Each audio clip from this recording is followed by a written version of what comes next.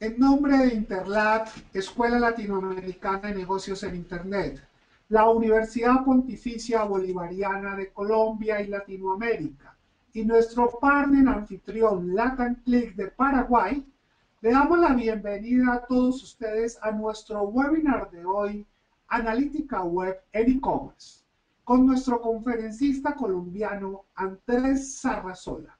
Andrés es un joven empresario que actualmente se desempeña como director del Grupo Nuclear, donde dirige las operaciones de analítica web en Nuclear Agencia Digital, una de las pocas agencias certificadas por Google como partner en Colombia, y enfocándose en mejorar las tasas de conversión en comercio electrónico.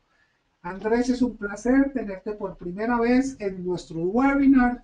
Queremos agradecerte el querer compartir con Latinoamérica tu conocimiento y poder crecer conjuntamente en este lindo tema de los negocios en Internet. Tenemos 45 minutos para escucharte y tienes la palabra. Ok, Luis Carlos, muchas gracias. De verdad que es un tema que me apasiona bastante y agradecido de poder estar aquí con ustedes el día de hoy. Gracias, Andrés, muy amable. Ok, entrando un poquito en materia, arranco con esta pregunta y es ¿qué le gustaría saber? ¿Por qué le pregunto? Porque Internet está lleno de respuestas y los departamentos de marketing, de gerencia, administrativo, están llenos de preguntas. ¿Sí?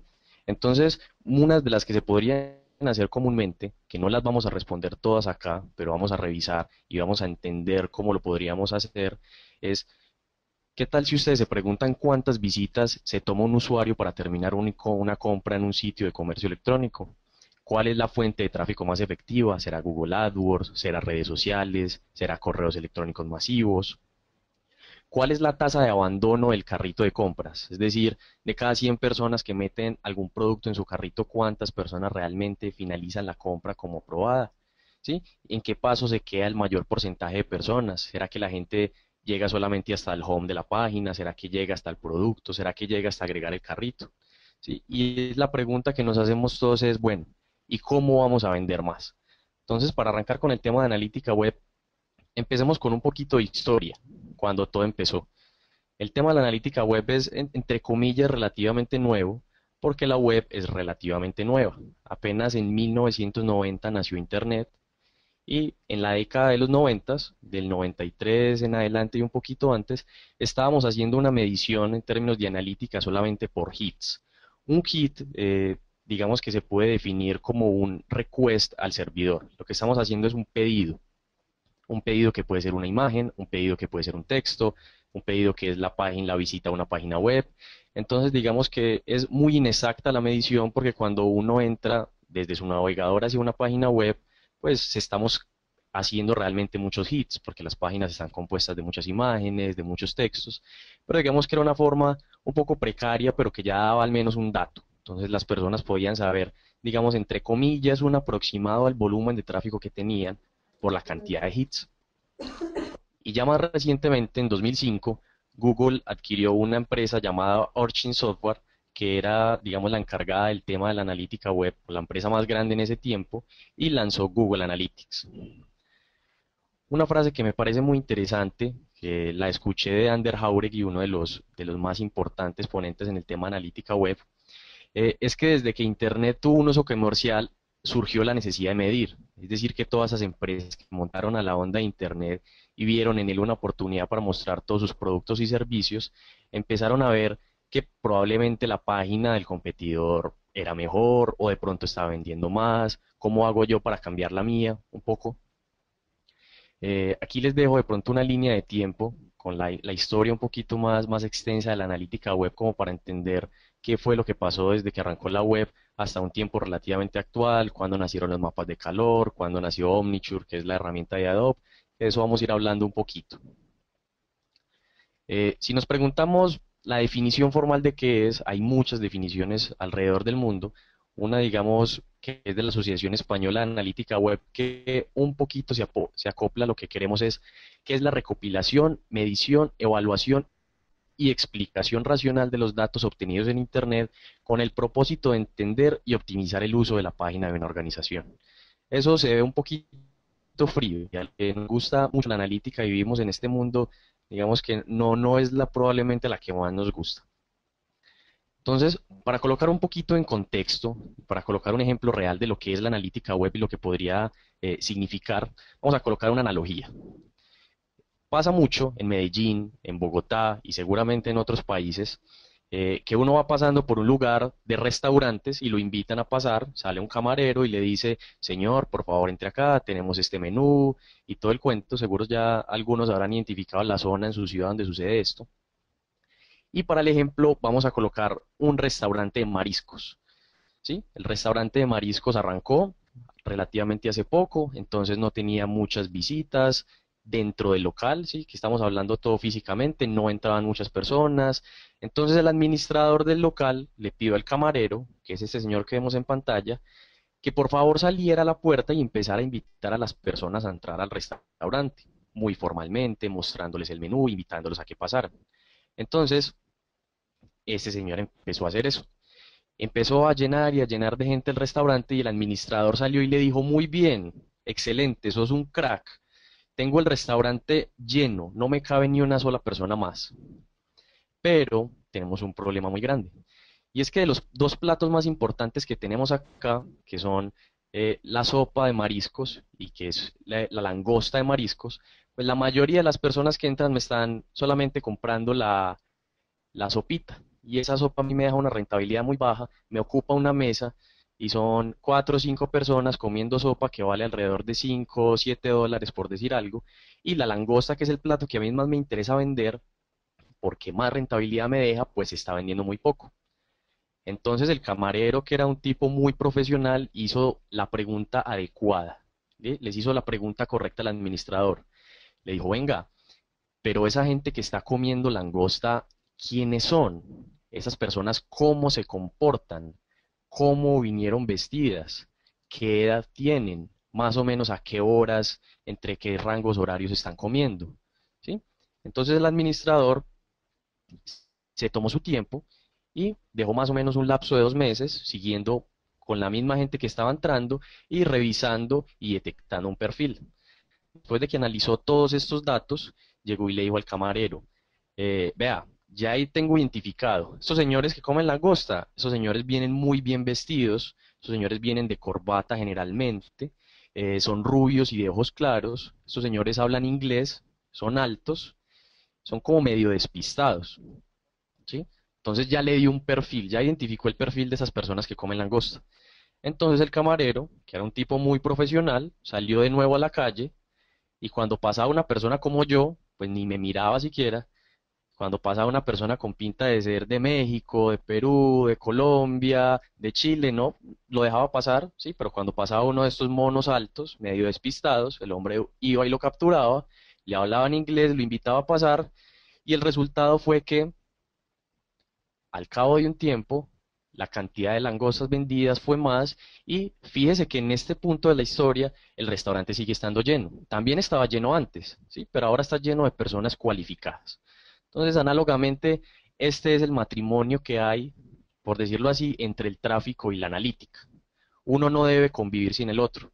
Y digamos que la analítica web es en gran parte la asignatura pendiente de muchas empresas, no solo de comercio electrónico, sino de sitios informativos y demás alrededor del mundo, porque o lo dejan para un segundo plano o tienen unas hipótesis, digamos, un poquito erradas de lo que sucede, diciendo que yo para qué voy a pagar un servicio de analítica web sabiendo que Google Analytics es gratis.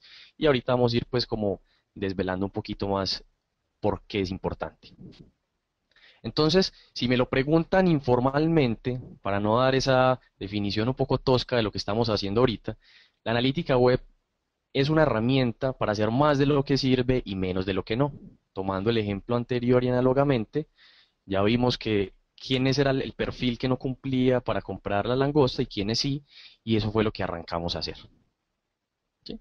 Entonces, no dejen al tráfico solo, sin analítica, que es lo que están haciendo muchas empresas hoy día, gastando fortunas en Google AdWords, en SEO, en redes sociales, que son excelentes herramientas, pero que si no se miden en la página de llegada, que si no se hace un análisis cuantitativo real de todo lo que está sucediendo, entonces realmente no van a tener ningún fin.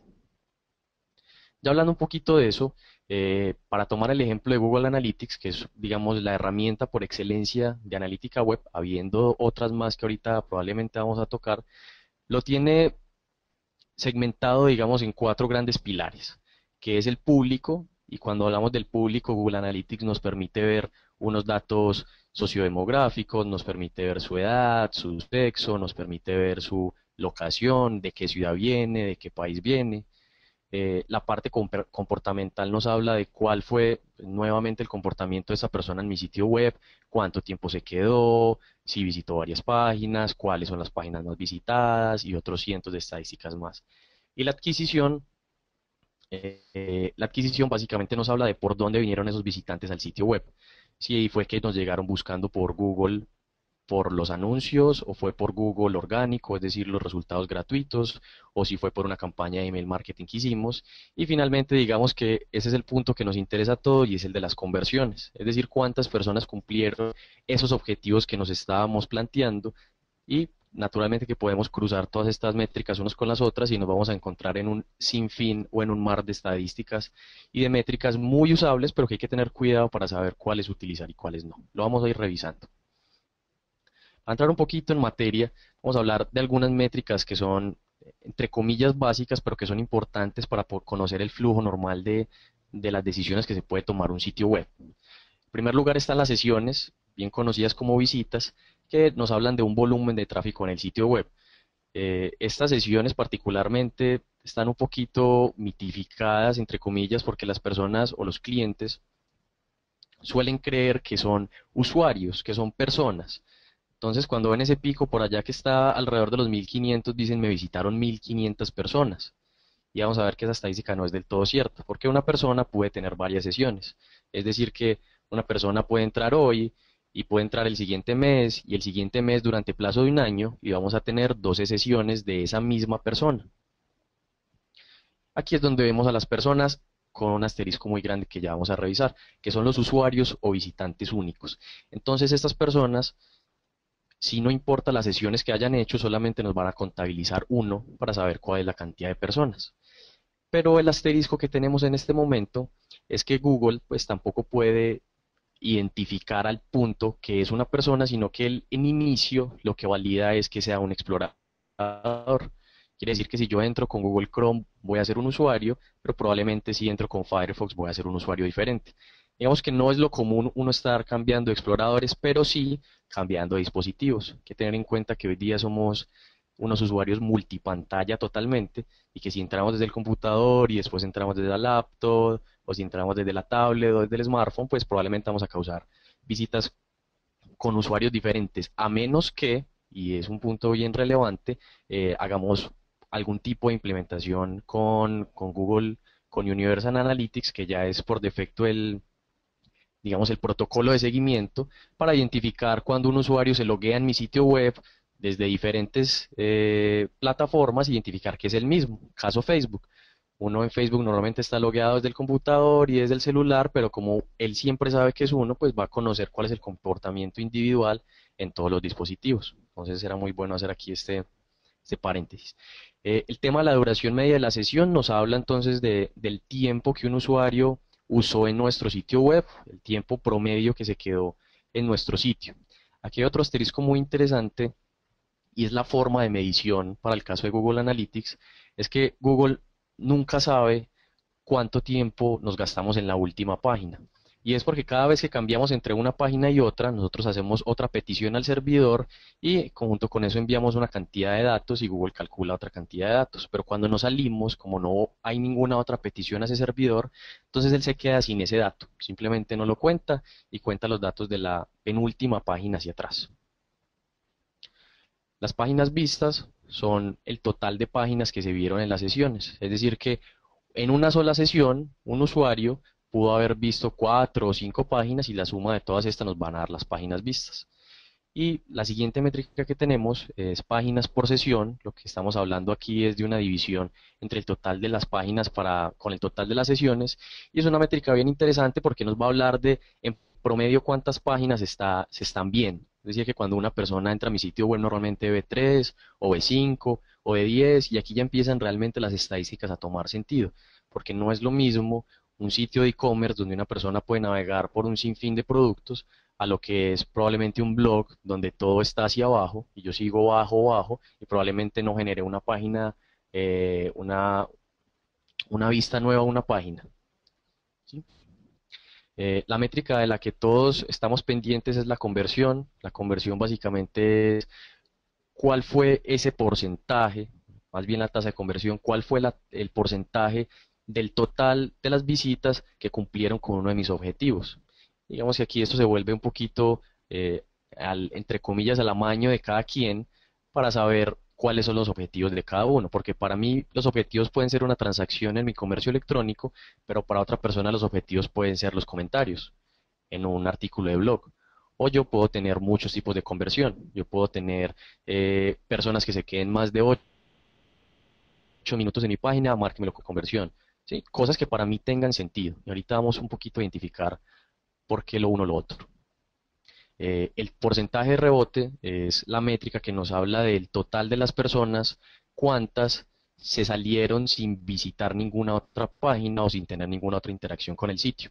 Aquí también hay un mito muy grande y es que las personas siempre, o muchas veces que lo he escuchado, que asume que el porcentaje de rebote siempre se refiere a la página principal. Entonces dicen que un porcentaje de rebote de, qué sé yo, del 50% siempre se lo inducen a la página principal porque es, digamos, normalmente la más visitada. Pero resulta que una persona puede llegar a una página web por diferentes medios. Puede llegar, por ejemplo, por un anuncio de Google AdWords y llegar específicamente a la ficha de producto. Y si se salió ahí, pues va a causar un rebote. Por eso es que es muy importante luego ver los rebotes internos. Pues ahora que vimos un poquito de la teoría esencial, estamos hablando aquí, nuevamente retomando esto, que si de 100 personas, 70 personas no hicieron nada más, tiene un porcentaje de rebote del 70%. Entonces, aquí hay una pregunta, no sé si Luis Carlos o Sebastián me ayudan preguntando, leyéndome las respuestas. La idea es que ustedes copien ahí la respuesta a esto de lo que creen. ¿Un 65% en una tasa de rebote será bueno o será malo?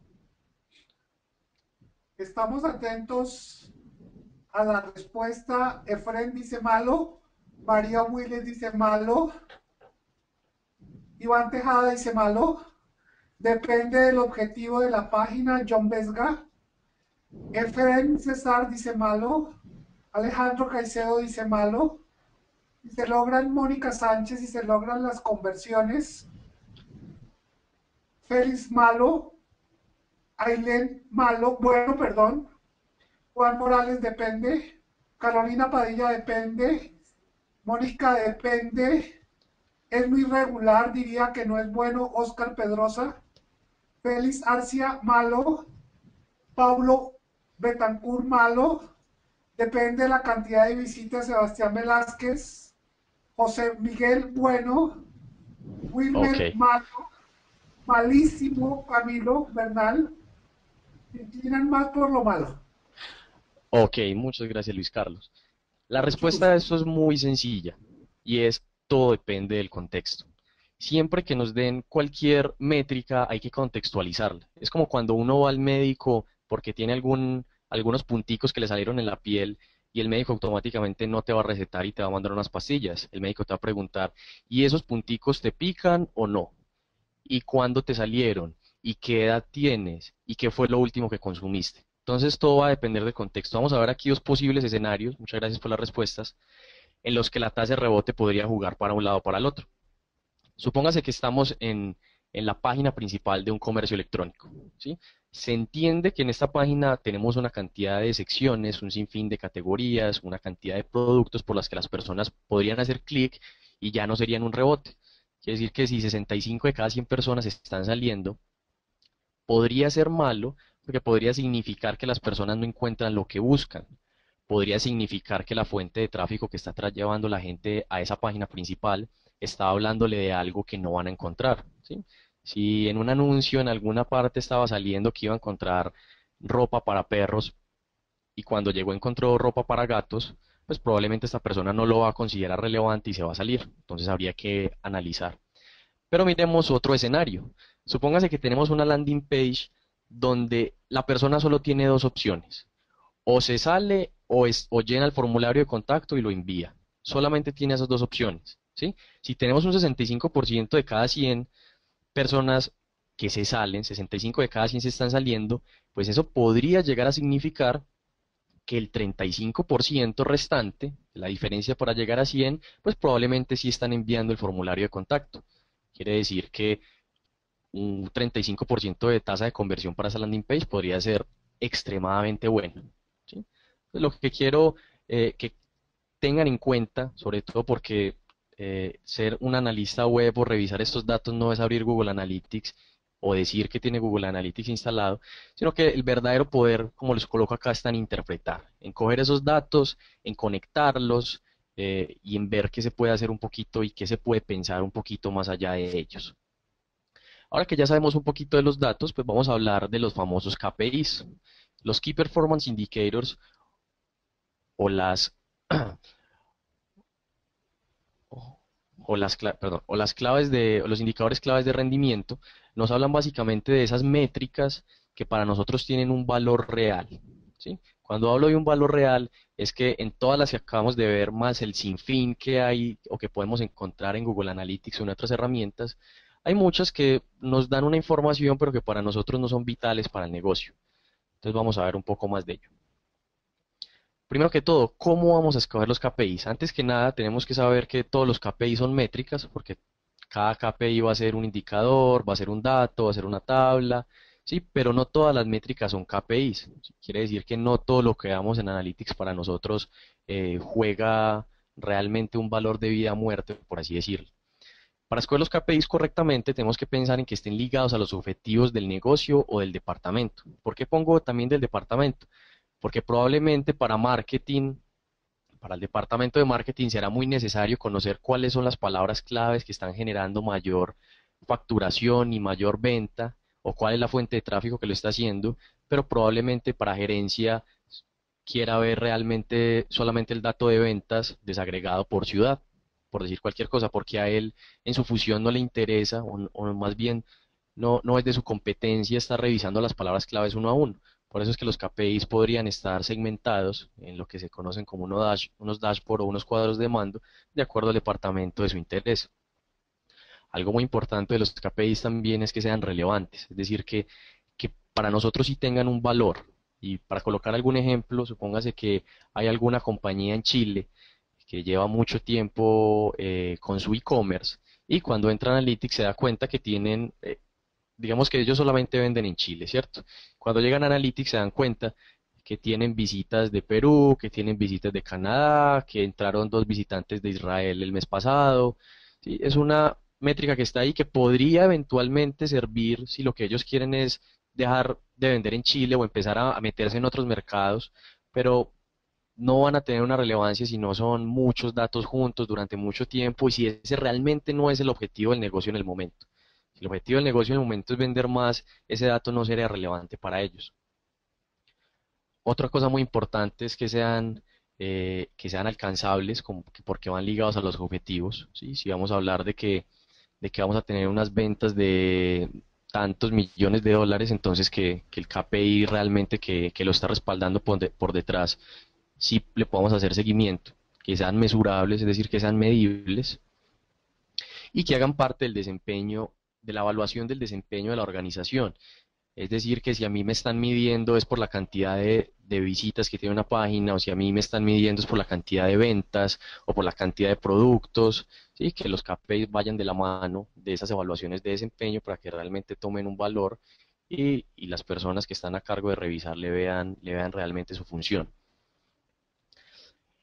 Como les digo, los KPIs van a depender mucho del modelo de negocio. Aquí que vamos a hablar de e-commerce puntualmente. Hay unos que son, digamos, los típicos y los ideales. No quiere decir que para todos los e-commerce sea exactamente igual. Podrían haber muchos diferentes que realmente tengan más sentidos para ellos. Aquí tenemos el total de las ventas, tenemos el ticket medio, que se le conoce como la compra promedio. Es decir, lo que hacemos aquí es que cogemos el total dato de ventas dividido el total dato de transacciones que se realizaron en un periodo de tiempo y vamos a tener el promedio de cada uno de la venta. Normalmente cuando uno lee y habla sobre e-commerce, todo el mundo está hablando de tratar de aumentar el ticket medio de alguna forma. Unidades promedio por orden, esto nos habla si las personas solamente compran un producto, o normalmente compran dos o tres, que nos va a servir después para hacer algún tipo de inteligencia de negocios, cross-selling y demás. El porcentaje de conversión, totalmente necesario para conocer qué porcentaje del total están terminando una compra.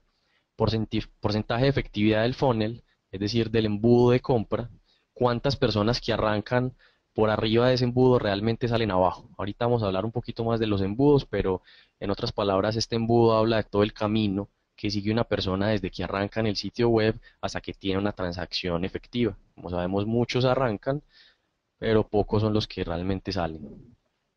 Compras de visitantes nuevos versus recurrentes. Esta métrica es esencialmente importante para todos aquellos comercios electrónicos que están cambiando constantemente de colecciones, el tema de la moda o el tema incluso del sector travel que están cambiando de destinos. Es bastante interesante.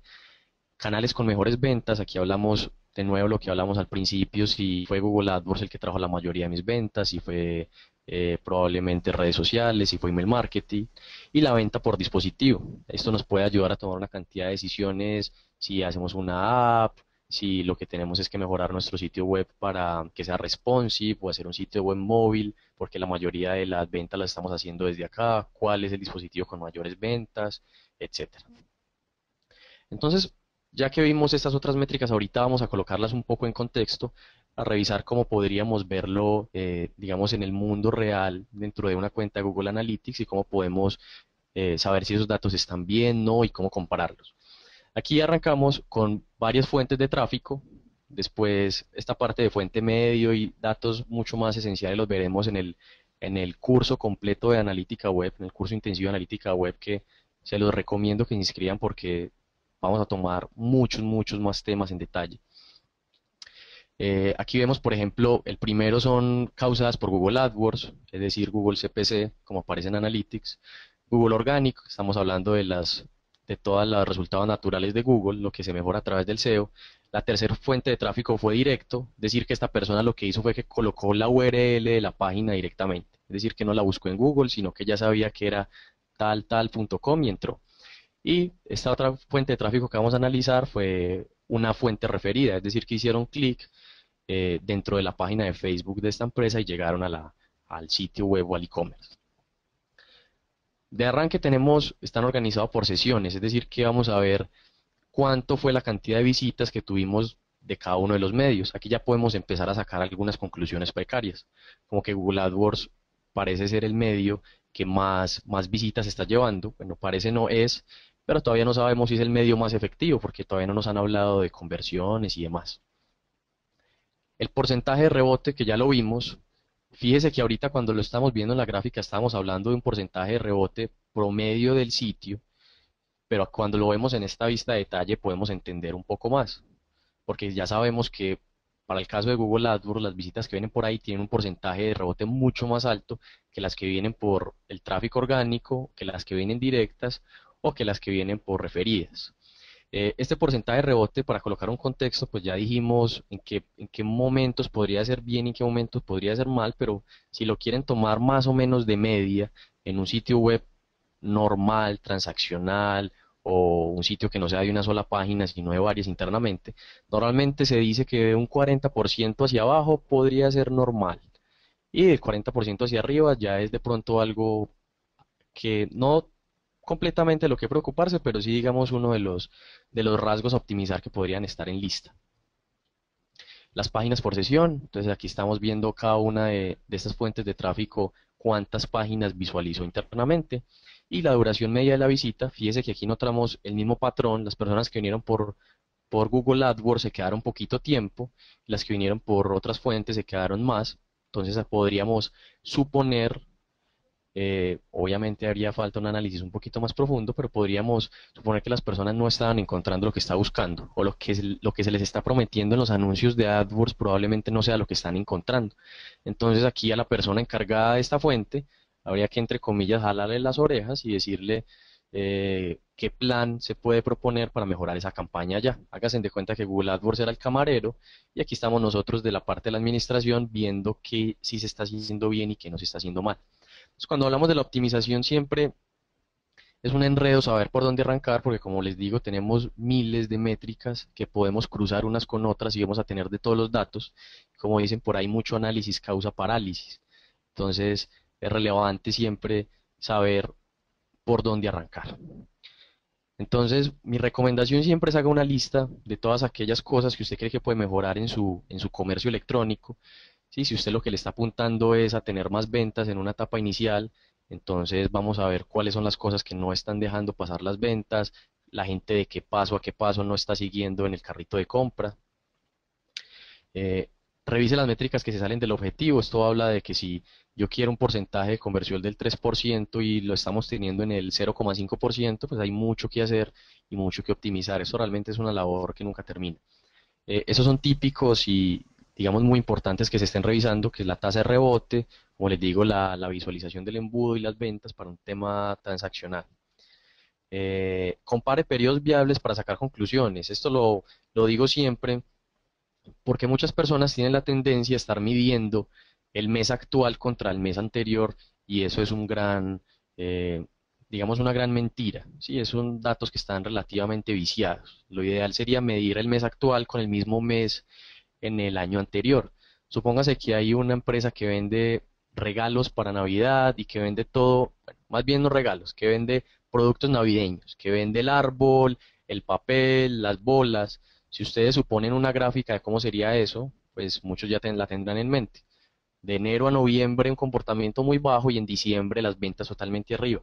Imagínense qué pasaría donde esta gente comparara diciembre con noviembre. Se llevarían una sorpresa muy maluca. Estarían diciendo que no, que vendimos mucho más que noviembre fue un mes malo y podrían sacar algunas conclusiones totalmente erradas. Entonces yo siempre digo que Analytics es como una navaja suiza que tiene una cantidad de herramientas que podemos utilizar, pero realmente hay que saber cómo.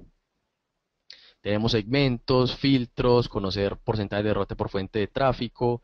Realmente podemos casi que saberlo todo. A la altura que estamos, casi que todo se puede medir. Habrán algunas cositas que no, y las que no probablemente se puedan intuir, ¿sí? Probablemente no podamos conocer el estado de ánimo de una persona respecto a la página web, así como una métrica puntual que se llama estado de ánimo no existe, pero si empezamos a cruzar algunas métricas, empezamos a saber cuánto tiempo se quedó, o en qué página salió, cuál fue el porcentaje de salida, podríamos intuir si esta persona se quedó muy poquito, si se enredó buscando el producto, si quedó algo enfadado porque no trató de buscar 4 veces en el buscador interno del e-commerce y no encontró el producto que era. Entonces es un tema también de creatividad. Vamos a suponer que esta empresa, que llamémosla Zapatos Company, vende zapatos por internet. Y el dueño de la compañía, basado en unos estudios que leyó de otro país que no era en el que él vendía, le surgió la idea de que querían hacer una app, una aplicación móvil. Entonces dijeron, queremos hacer una aplicación móvil. Y ese señor también supuso que como el crecimiento en América Latina de Android era alto, entonces que la mejor idea, ya que decidió sacar una aplicación móvil, era hacerla en Android, ¿cierto? Y fíjese que esto no pasa aquí en el ejemplo, esto pasa día a día, todos estamos suponiendo, y yo que trabajo en agencia, y los que también entenderán, que los clientes siempre están bajo suposiciones propias diciendo, no, lo que pasa es que ese color rojo la gente no lo lee, es que la gente desde celular no se mete porque, y todos son suposiciones, la pregunta es, ¿por qué suponer? ¿Sí? Si podemos tener, aquí se me fue esta, ¿sí? ¿Por qué suponer?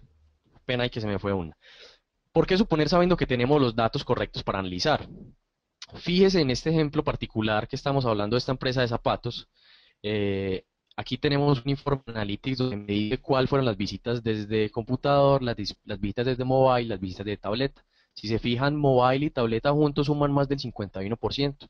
Quiere decir que probablemente fue una buena decisión haber hecho, haber hecho la aplicación móvil, ¿sí? Y probablemente fue una mala decisión cuando nos vamos al informe de tipo de dispositivo, haberla sacado para Android, porque como ven en esta diapositiva, eh, el mayor porcentaje de visitas arrancan en un iPad y en un iPhone, que son dispositivos de iOS y probablemente hubiese sido una mejor idea haberlo sacado para el App Store. Caso análogo, el tema de los botones, como le digo, el cliente dice, este sí, este no me gusta, y de nuevo la pregunta, ¿por qué suponer sabiendo que tenemos tantas herramientas que nos permiten testear? Hay muchas cosas que no se pueden hacer en la vida real. Por ejemplo, yo no puedo hacer que cada vez que entre una persona a mi tienda física vea una tienda diferente, porque sencillamente no pueden estar dos tiendas diferentes en el mismo lugar, ¿sí? Pero en la web sí puede suceder y eso se puede realizar con los famosos test A/B, que ya veremos pues algunas herramientas puntuales y la aplicación dentro del curso intensivo de analítica web.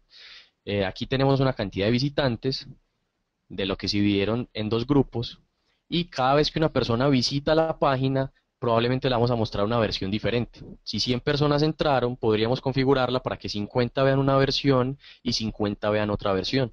Quiere decir que en el mismo periodo de tiempo, puede que estemos en Navidad y va a ser solamente Navidad, pues en ese periodo de tiempo vamos a tomar unas determinaciones de acuerdo a qué fue lo que pasó con estas personas. Si se fijan en el ejemplo, 18% que se fueron por la opción A convirtieron, digamos que hicieron una compra o agregaron algo al carrito o según el objetivo, mientras que los que se fueron por el otro lado de la opción B, solamente el 12%. Entonces, cuando uno tiene una cantidad de datos significativos acá, una muestra suficientemente grande, pues puede tomar una determinación. Y probablemente es algo que no se crea de primerazo, pero algo tan sencillo como el color del botón de compra puede influenciar el porcentaje de conversiones. Muchas veces el color puede funcionar bien para Colombia, pero cuando yo abro mi comercio electrónico en Venezuela ya no funciona tan bien el color rojo, sino el color verde, tiene un porcentaje mayor, ¿sí? Hay cosas muy sencillas. La idea es uno poder hacer una lista de cuáles son las cosas que uno quiere testear y irla optimizando paso a paso.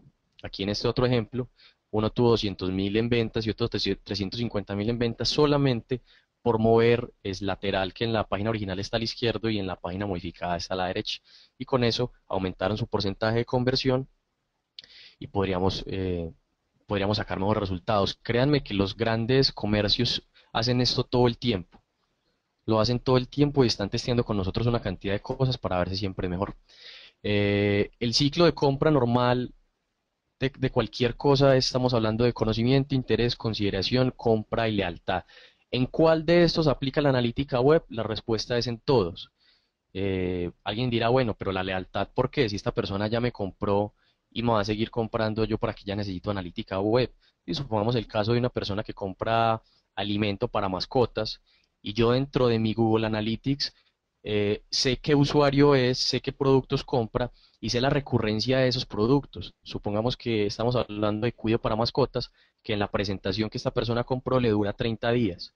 Entonces fíjese que yo casi que entre comillas podría esperar que esta persona me compre cada 30 días, pero yo podría incentivar esa compra haciendo una lista de remarketing en Analytics, pasándosela a AdWords y persiguiéndolo con anuncios gráficos solamente 5 días antes de que se le vaya a acabar el cuido. ¿Sí? Fíjese qué tan profundo podríamos llegar con el tema de la analítica web y aquí nos podríamos quedar hablando horas del tema. Y aquí finalmente terminando, podemos hablar de varios tipos de embudos respecto directamente a la página. Un escenario en el que la adquisición es muy grande, como el camarero que estaba metiendo mucha gente, pero no se le estaba persuadiendo para que hiciera una compra y finalmente no estaba comprando. Este puede ser uno de los peores casos.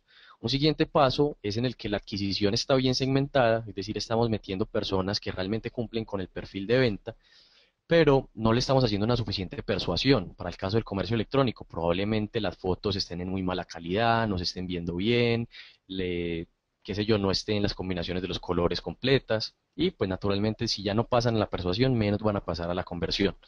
El otro escenario es donde hay buena adquisición y persuasión, pero las personas finalmente no compran y digamos que probablemente abandonan en el último minuto. Esto podría suceder porque de pronto no vieron claro el medio de pago o envío, no les quedó claro si les iban a cobrar todo era con IVA o sin IVA y después se los iban a cobrar, no sabían si la transacción era segura, no tenían confianza en la empresa y finalmente aquí podemos ver algo como un embudo de compra sano, donde entran una buena cantidad de personas y sale un porcentaje relevante. Esta labor de la analítica web, como les digo, nunca termina. Siempre hay que investigar y proponer una teoría de lo que se cree, ejecutarlo, analizarlo y volver, y esto es un ciclo sin fin que nos va a ir dando resultados a corto, mediano y largo plazo en las ventas, en el tiempo en la página, el engagement con el usuario y demás.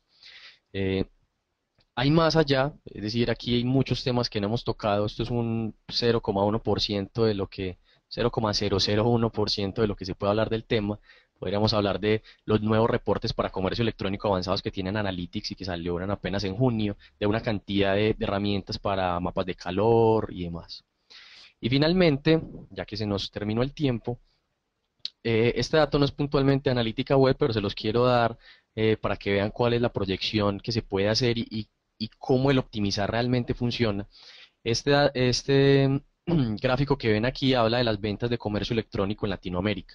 Si se fijan, en 2013 ha crecido a un ritmo bastante acelerado. En 2013 estamos hablando de más o menos 70.000 millones de dólares. Eso suena a una cifra muy, muy grande, pero si lo miramos en contexto, solamente Amazon en 2013 facturó 74.000 millones de dólares. Quiere decir que todo Latinoamérica en 2013 casi alcanza a Amazon, que es un solo comercio electrónico. Y esta gente son, digamos, el referente mundial en comercio electrónico y unos magos en el tema de test A/B, de analítica, de cross-selling y otras estrategias que se pueden implementar acá. Entonces, muchas gracias y quedo atento a las preguntas que puedan surgir. Andrés, muchas gracias. Muy amable. Tenemos aquí preguntas, Andrés, de Cristian Ojeda. ¿Cómo hacer para mantener un público, pero al mismo tiempo tener nuevos fans en Facebook y seguidores en Instagram de un público diferente? Ejemplo, tengo 200.000 en Facebook y 25.000 en Instagram y la mayoría son mujeres que quieren mayores seguidores de 25 a 35. Pues no Bueno, sé, creo que no es tema de tu curso, pero si quieres contribuir en algo a esa respuesta. sí, ese es un tema más de redes sociales porque cuando hablamos de analítica web estamos diciendo que solamente podemos revisar el tráfico que llegó a la página. Es decir, que solamente vamos a poder ver, yo no puedo medir el tráfico que se está generando en Twitter o las visitas al perfil en Facebook, pero sí puedo medir qué es lo que pasa cuando ya salen de la red y vienen al sitio.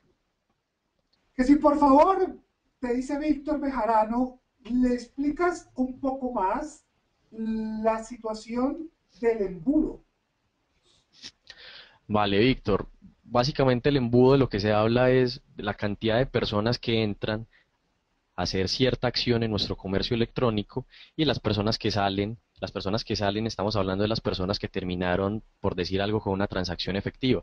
Entonces probablemente arrancaron 100 personas en el homepage del comercio electrónico, de los cuales solamente 70 pasaron a la presentación de la categoría, de los cuales solamente 30 pasaron al producto, de los cuales 20 lo añadieron al carrito y de los cuales 4 compraron.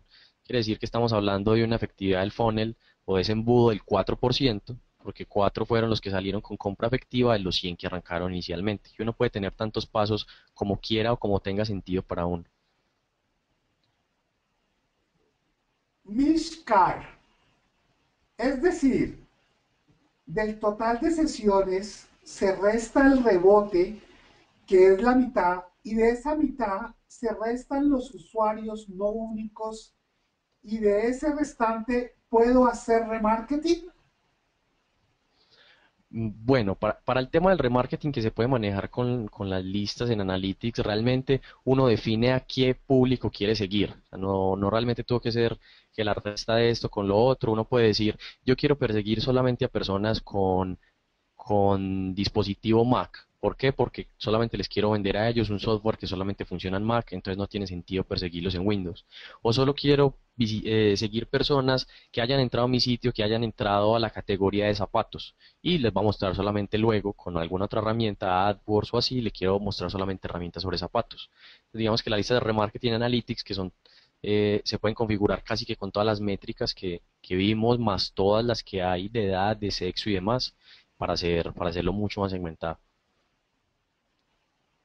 Sebastián Velázquez dice, muy buena ponencia, muchas gracias Andrés. Elkin Muchas gracias. Peláez, una visión muy genérica de Analytics. Sí, efectivamente, Elkin. Este es un curso inicial en analítica web para e-commerce.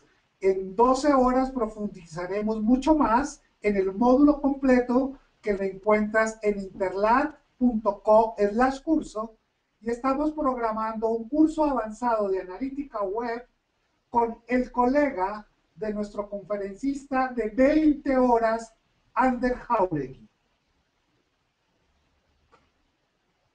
Mishkar te pregunta, ¿puedes explicar un poco más el cross-selling? Ok, el cross-selling básicamente de lo que habla es de ofrecer productos relacionados a, de acuerdo a los intereses. Me explico. Supóngase que una persona compró un juego de video, digamos un PlayStation, el famoso. Lo compró a través de mi comercio electrónico, yo lo dejé yo sé a través de Google Analytics qué fue el usuario que compró y qué fue el producto que compró y probablemente lo quiera meter a una lista de remarketing para después mostrarle juegos de video, ¿sí? Ya no tendría sentido mostrarle más consolas completas porque ya sabemos que la persona la adquirió, pero ya sabemos que una vez la adquiere, pues va a tener un requerimiento de jugar esta, de jugar la de fútbol, de jugar la de no sé qué, y se lo podemos mostrar en los anuncios y fíjese que todo el trabajo realmente de perfilar ese usuario lo hicimos fue a través de la analítica. Muchas gracias, Andrés. Mónica Sánchez, ¿cómo poder analizar a la audiencia? Como decías, saber qué les gusta, qué estatus social tienen, etcétera, cuando solo tienes Google Analytics para analizarlo. Bueno, aquí, como se los decía, es un tema un poquito más de creatividad.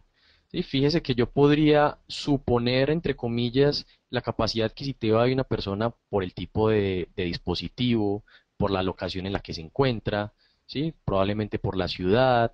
Yo podría tener una idea de el sexo, por ejemplo, me lo muestra Analytics cuando uno activa los informes demográficos, me muestra la edad. Hay muchas cosas que uno puede hacer y como les digo, realmente es un tema más de creatividad. Supóngase que yo estoy con un e-commerce que tiene productos que van desde 30.000 pesos hasta 4 millones y probablemente coja a las personas que solamente vieron o compraron productos que están entre 2 y 4 millones y las tengo ya en una lista sabiendo que las personas probablemente tengan un poder adquisitivo amplio porque compraron esos productos de este precio. Te dice Justo Estrada. Y la pregunta es, ¿se puede hacer análisis basado en el contenido? Sí, claro que sí. Se puede hacer análisis basado casi en todo en Internet. Por ejemplo, el contenido es algo muy relevante para sitios, supongamos que sea un blog o que sea un periódico, donde ellos quieren arrancar a hacer un análisis sobre la lecturabilidad, que es uno de los índices más importantes. Puede que el porcentaje de rebote sea alto, porque probablemente una persona llegó, vio una noticia y no tenía nada más que ver porque llegó, fue a ver eso específicamente y se salió. Y podemos incluso medir con ya una implementación avanzada, cosas que veremos en el curso completo, si la persona hizo scroll o no hizo scroll dentro de la noticia para saber si efectivamente la leyó o no. Entonces, para el tema de contenido hay muchos KPIs que uno podría sacar, cantidad de compartidos, cantidad de veces que me comentaron dentro del blog. Sí, hay muchas cosas que uno realmente podría hacer. Un tema más de saber cuál es mi objetivo. Mi objetivo es que me lean o que hagan clic en la publicidad que tengo al lado dentro de mi blog, etcétera. Camilo Bernal, ¿dónde puedo aprender o a manejar Google Analytics? Felicitaciones por el webinar y gracias. Te respondo, Camilo, y discúlpame, Andrés. Como Claro. acabo de decir, Andrés, hay un curso intensivo que te estamos enviando, Camilo, ya aquí con nosotros, que somos formadores en negocios en Internet. Luego de la respuesta, Camilo, lo puedes aprender con Interlat, Escuela Latinoamericana de Negocios en Internet. Andrés Sarrazola, su conferencista que estás escuchando en este momento. Jacqueline Correa, Google Analytics me puede brindar más datos sobre mi nicho de mercado, que es un software de CRM. Eh, a ver, el tema con Google Analytics es que no es una herramienta para encontrar nichos, entre comillas, basado en que solamente estamos analizando los datos de personas que entraron en mi web, ¿sí? Yo no podría saber si un buen nicho es Perú, si mucha gente de Perú no ha entrado a mi sitio web y no he notado cómo se comportan, cuáles son sus requerimientos, cuánto tiempo se quedan. Para encontrar nichos de mercado, sugeriría utilizar otras herramientas, eso sí, luego de eso, poder analizar bien los datos en Analytics o en las herramientas de analítica web que estemos utilizando para saber si realmente sí cumplimos con esa hipótesis que nos dio probablemente la otra herramienta o nuestro conocimiento. Carlos Ruiz. Excelente presentación, Andrés. Y te pregunta, ¿es importante que nuestros visitantes deban estar siempre registrados en nuestra tienda? Es una muy buena pregunta, ¿sabe? Que eh, ojalá pudieran estar registrados porque ojalá, digamos, puedo hacerles un seguimiento más detallado. Si estas personas se registran cuando está en el computador y también se registra cuando está en el celular, yo ya sé que no son dos usuarios diferentes, sé que es un solo usuario que está en los dos dispositivos y puedo obtener muchas más, más insights o más conocimientos precisos lo que el usuario está haciendo.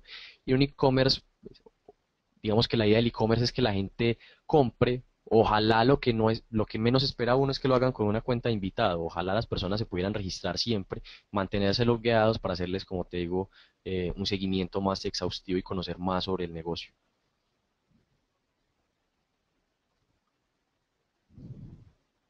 Andrés, muchas gracias. Tenemos dos preguntitas, tiempo para dos preguntas más. Las otras personas que no hemos alcanzado a dar respuesta, los invitamos a que visiten interlat.tv, donde está este webinar y muchos más, y allí poder, quizás, entre tantos webinars que tenemos, resolver las inquietudes. Igualmente, invitarlos a nuestra comunidad de comercio electrónico www.celatam.co. Allí hay profesionales respondiendo inquietudes sobre varios temas que tienen que ver sobre el comercio electrónico y entre ellos el de analítica en comercio electrónico. William Pinzón, ¿debo implementar herramientas de análisis adicionales, por ejemplo, una herramienta paga? Ok, muy buena pregunta también. Eh, Otra herramienta muy buena es una herramienta de Adobe que se llama Omniture. El problema es que es una herramienta de pago y depende siempre de las necesidades de nuestra empresa. Me explico. Google Analytics, por ejemplo, también tiene una versión paga, que es Google Analytics Premium, que no difiere como tal mucho en las herramientas que tiene internamente, difiere en la cantidad de datos que puede procesar. Porque llega un punto en que cuando Analytics, vamos, por ejemplo, a tomar un rango de tiempo muy amplio y estamos hablando de 1 millón de datos, Google Analytics no los procesa todos en nuestras cuentas gratuitas, sino que samplea, o más bien toma una muestra del total de los datos, una muestra estadísticamente representativa para representar el total. Puede coger hasta 500.000 registros, pero por defecto vienen 250.000. Uno lo puede organizar. En la parte superior derecha uno le dice si quiere que sea más preciso, más rápido, y él se mueve, digamos, en ese espacio de la muestra. Las herramientas de pago hay muchas, pero van a depender naturalmente de cuáles sean nuestras necesidades. Y lo que queremos ver es un mapa de calor de la gente en cuáles productos está haciendo más clic de una forma más visual, pues podría pagarse, por ejemplo, una que se llama Crazy Egg. O si quiere hacer test A/B, podría utilizar Analytics en la parte de experimentos o podría utilizar algunas que están especializadas en eso. Digamos que como todo va a depender realmente de las necesidades del negocio para tomar esas decisiones.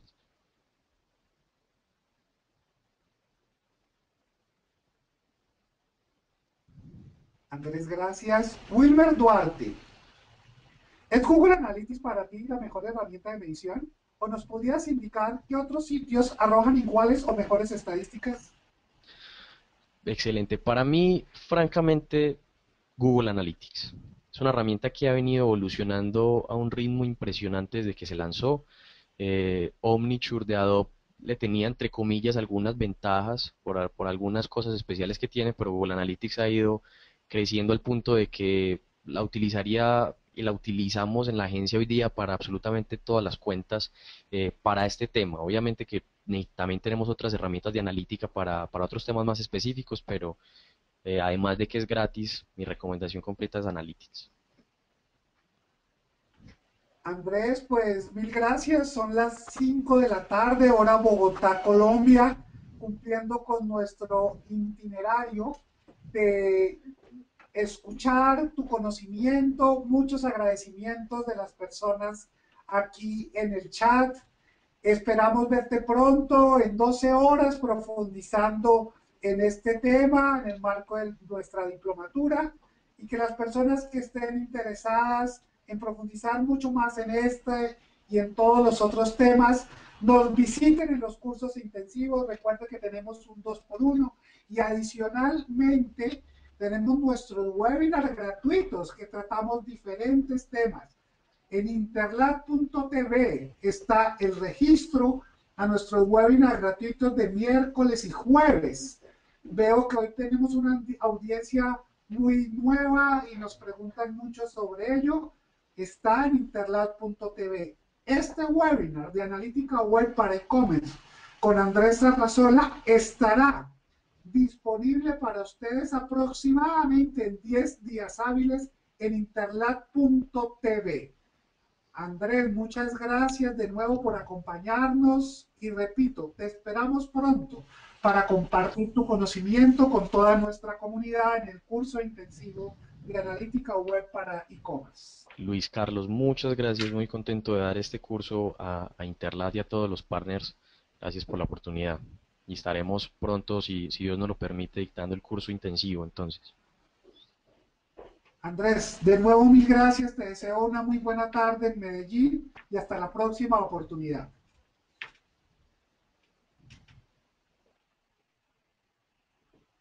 Gracias Marcelo, gracias a todos los que nos escriben. Saludos desde Costa Rica, David Hernández. Buen regalo, el inglés de Puerto Rico. Gracias a Teresita de Latin Clip por acompañarnos. En nombre de Interlat, Escuela Latinoamericana de Negocios en Internet, la Universidad Pontificia Bolivariana, nuestras comunidades de comercio electrónico, celatam.co, de marketing digital y social media, cmlatam.co, y de pymes en internet, mercar.co, les habló Luis Carlos Chaquea